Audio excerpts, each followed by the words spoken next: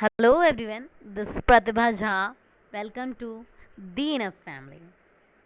In earlier videos, we were discussing about the roadmap for BA program Political Science Semester 1. After that, we were discussing in short about the gist of the chapter. The chapter name is Political Theory Introduction. So, before going to start our chapter, which deals with the political theory in detail, we should know that the course name is discipline specific core course and subject name is political theory introduction और अध्ययन सामग्री जो इकाई 1 इकाई 2 से deal करती है जो हमें मिली है मुक्त शिक्षा विद्यालय के द्वारा दिल्ली विश्वविद्यालय से। तो आगे चलते हैं और अपने यूनिट 1 के बारे में जानते हैं।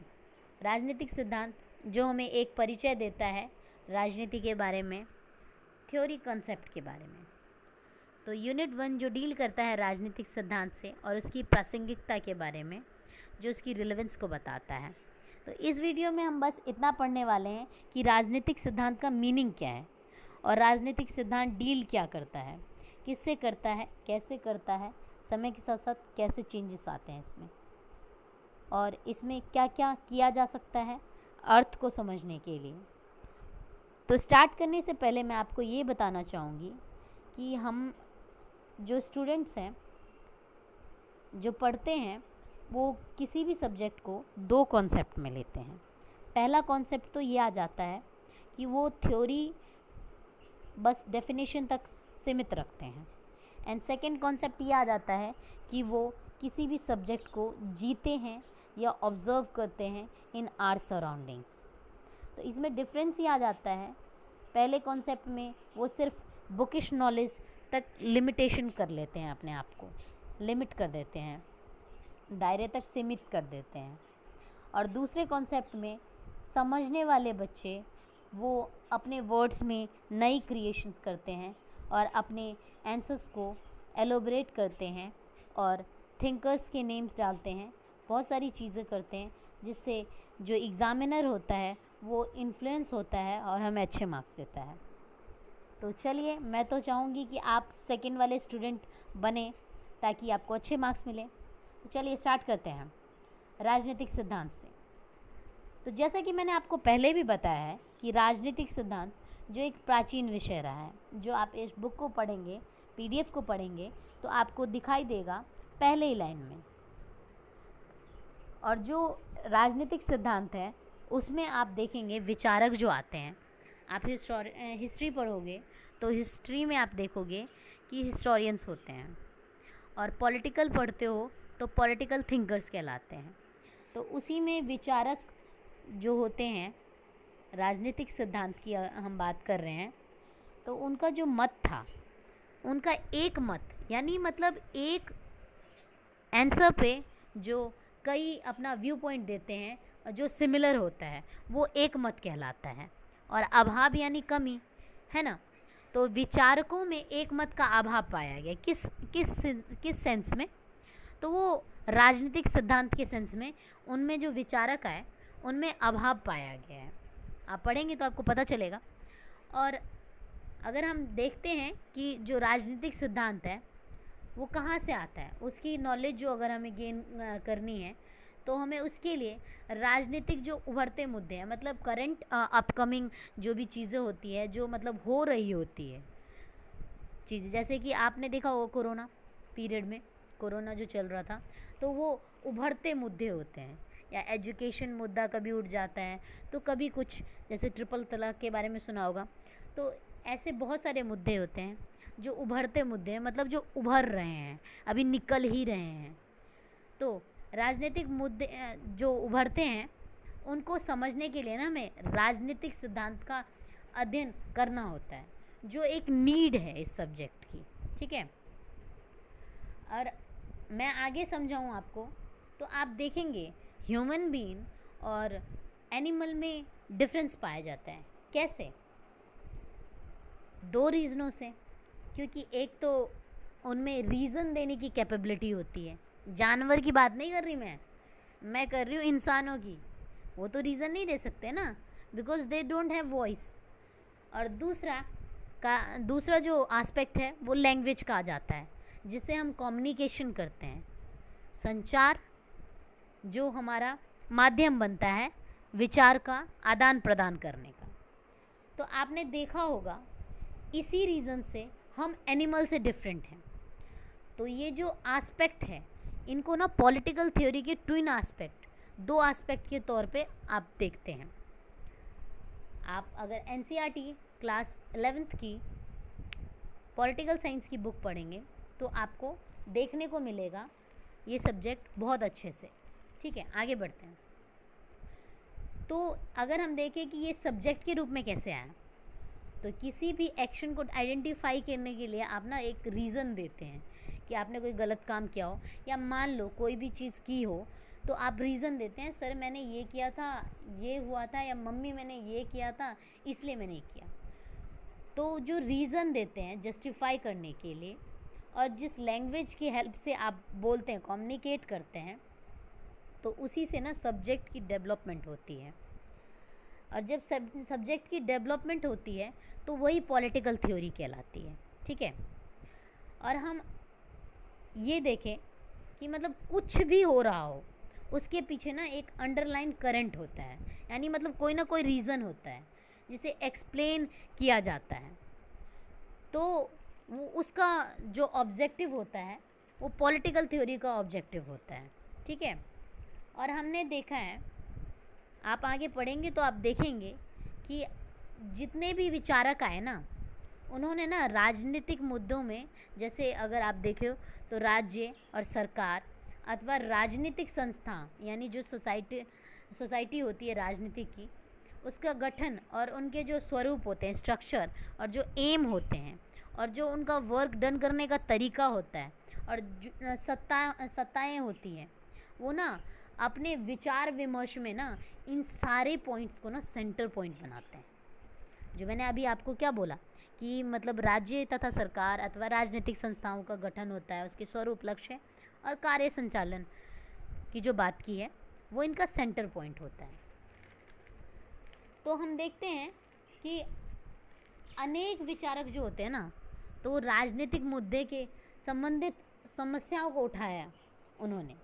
इस कॉन्सेप्ट में जो पॉलिटिकल थ्योरी है, राजनीतिक सिद्धांत, उन्होंने बहुत सारे जो विचारक थे उन्होंने उठाया, बट उसके साथ साथ उन्होंने समाधान भी दिया अपने दर्शन के माध्यम से, उसे बताने का प्रयास किया। और फिर जो राजनीतिक सिद्धांत आ जाता है वो राजनीतिक मुद्दों से ही तो संबंधित ज्ञान है। अगर आप राजनीतिक के बारे में पढ़ेंगे तो आप राजनीतिक सिद्धांत के बारे में ऑटोमेटिकली पढ़ेंगे, ऑटोमेटिकली समझ जाएंगे। तो इसलिए हम कहते हैं कि राजनीतिक सिद्धांत राजनीतिक मुद्दों से संबंधित ज्ञान है। और राजनीतिक सिद्धांत को ना आप सार्वजनिक जीवन के राजनीतिक प्रभाव के दूसरे नाम से भी जानते हैं। मतलब सार्वजनिक जीवन जो हमारा है ना, उस पर जो राजनीतिक प्रभाव पड़ता है, उस नाम से भी इसे जाना जाता है। और हम देखते हैं कि राजनीतिक सिद्धांत जो है ना, राजनीति से संबंधित सिद्धांत होता है। मतलब वो खुद एक्सप्लेन करता है कि राजनीति सिद्धांत जो आपको बता रहा है वो राजनीति से डील करता है इन नैरो मीनिंग में। ब्रॉड मीनिंग में तो इसका बहुत बड़ा अर्थ हो जाता है। ठीक है, और राजनीति के विज्ञान और इसके दर्शन से भी ये डील करता है। अगर आप विकिपीडिया पे देखोगे तो आपको दिखाई देगा कि राजनीतिक सिद्धांत ना सरकार का दार्शनिक अध्ययन होता है। किसी भी गवर्नमेंट का जो दर्शन करते हैं उसका जो अध्ययन होता है, स्टडी होती है, उसको कहते हैं। तो इसी तरह हम स्लोली ग्रेजुअली ना कॉन्सेप्ट को बिल्डअप करते रहते हैं, और इसी वजह से ना टाइम की वजह से चेंजेस भी आते हैं इसमें। तो सब पॉलिटिकल थिंकर अपने अलग अलग व्यू पॉइंट बताते हैं, जो हम आगे भी डिस्कस करेंगे आगे की वीडियोस में आने वाली। तो हम आगे चलते हैं और इसके मीनिंग के बारे में पढ़ते हैं कि अर्थ क्या होता है। तो सिद्धांत शब्द की उत्पत्ति ना आप मानोगे यूनानी शब्द से हुई है, जो थ्योरिया से हुई है। थ्योरिया का क्या अर्थ होता है? कल भी मैंने आपको बताया था यानी इससे पहले वाली वीडियो में भी बताया था कि मनन की अवस्था को कहते हैं, चिंतन की अवस्था को कहते हैं, ठीक है। और जब हम किसी भी तथ्य को ना समझने के लिए ना उस तथ्य का मनन करते हैं ना, तो उसे थ्योरी या सिद्धांत कहा जाता है, ठीक है। आगे बढ़ते हैं और थोड़ा और इसके बारे में जानते हैं, जो कुछ इस प्रकार है कि जैसे मैंने आपको अभी थोड़ी देर पहले बताया कि राजनीतिक सिद्धांत ना राजनीति से संबंधित ज्ञान है, और मतलब उसके विज्ञान और दर्शन से भी है, ठीक है। बट आप ये मत सोचिएगा कि राजनीति जो है वो बहुत छोटे वर्ड्स में आ जाएगा, या मतलब छोटा क्षेत्र होता है, उसका बहुत व्यापक क्षेत्र होता है। क्यों होता है? क्योंकि उसमें संस्थाओं की संरचना आ जाती है, उसकी कार्य प्रणाली आ जाते हैं, उसके विभिन्न अंग आ जाते हैं, उनके एम आ जाते हैं, उनके कानून बनाने व मनवाने की शक्ति आ जाती है, उनकी अन्य व्यवस्थाओं भी आ जाती है, जैसे आर्थिक, सामाजिक, राजनीतिक से संबंध आदि सम्मिलित होते हैं, ठीक है। और हम आगे देखें तो राजनीतिक सिद्धांत ना राजनीति के सभी पहलुओं का अध्ययन करता है, विश्लेषण भी करता है, समीक्षा भी करता है, और व्यवहार का विषय है, ह्यूमन की स्टडी का विषय है ये, ठीक है, जो डायरेक्टली हमें डील करता है हमसे, ये राजनीतिक सिद्धांत। और आप देखेंगे, आप पढ़ेंगे इसमें तो आपको पता चलेगा कि अगर आप व्यापक तौर पे अर्थ लो ना इसका, तो उन सब बातों से है राजनीति सिद्धांत का अर्थ, जो कि राजनीति से संबंधित अथवा प्रासंगिक है, जो राजनीति से रिलेटेड होते हैं या फिर उनके रिलेवेंस से रिलेटेड होते हैं। और अगर इसे नैरो मीनिंग में देखो तो इसका सिर्फ इतना ही होता है कि मतलब राजनीतिक समस्याओं को जो विविध स्तर पर जो जांच होते हैं उतने तक सीमित है। और देखेंगे आपकी राजनीति सिद्धांत ना राजनीति की विषय वस्तु की भी व्याख्या करता है। तो ऐसे ही चलो अब शॉर्ट रिकैप करते हैं, स्नैप रिकैप, कि बेसिकली होता क्या है राजनीतिक सिद्धांत। मैंने आपको बताया प्राचीन विषय होता है, विचारकों का मतभेद है, और मतलब राजनीतिक जो मुद्दे उभरते हैं तो उसी में राजनीतिक सिद्धांत का अध्ययन आवश्यक हो जाता है। और मतलब इनमें जो राजनीतिक मुद्दे जैसे जो विचारक आए उनमें कौन कौन से उन्होंने कौन से सेंटर पॉइंट बनाए, उन्होंने बनाया राज्य सरकार अथवा राजनीतिक संस्थाओं का गठन और उनके स्वरूप, लक्ष्य और कार्य संचालन बनाया। उन्होंने इन पॉइंट को सेंटर पॉइंट बनाया। मैंने आपको ये भी बताया कि ह्यूमन बीइंग कैसे एनिमल से डिफरेंट है, क्योंकि रीज़न होता है, लैंग्वेज होता है उनके पास देने के लिए, और ये सब्जेक्ट के रूप में कैसे अपने आप उभरता है, कोई भी किसी सब्जेक्ट के रूप में कैसे उभरता है, क्योंकि एक्शन करता है, जस्टिफाई करता है अपने आप को, और रीज़न और लैंग्वेज की हेल्प से किसी भी सब्जेक्ट और की डेवलपमेंट होती है, जिसे पॉलिटिकल थ्योरी कहते हैं, ठीक है। और पॉलिटिकल थ्योरी आपको और मेरे को ना इन्फ्लुएंस करता है। क्यों? क्योंकि वो हमारे आसपास में आइडिया में रहता है, तो हम इन आइडिया पर ना डिबेट करते हैं, और आप अपनी समझ से कुछ बताते हैं, कुछ मैं अपनी समझ से बताऊंगी, तो फिर तीसरा आइडिया क्रिएट होता है, जिससे इवॉल्व होता है तीसरे आइडिया का, डेफिनेशन का। तो अगर हम एग्जांपल दे तो फ्रीडम मान सकते हैं, तो फ्रीडम का अपना डेफिनेशन होता है, सबका अपना अपना डिफ़ाइन करेंगे।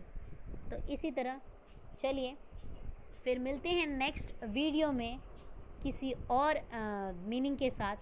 जो हम आगे करने वाले हैं वो है राजनीतिक सिद्धांत के विषय वस्तु के बारे में और कार्य क्षेत्र के बारे में, ठीक है।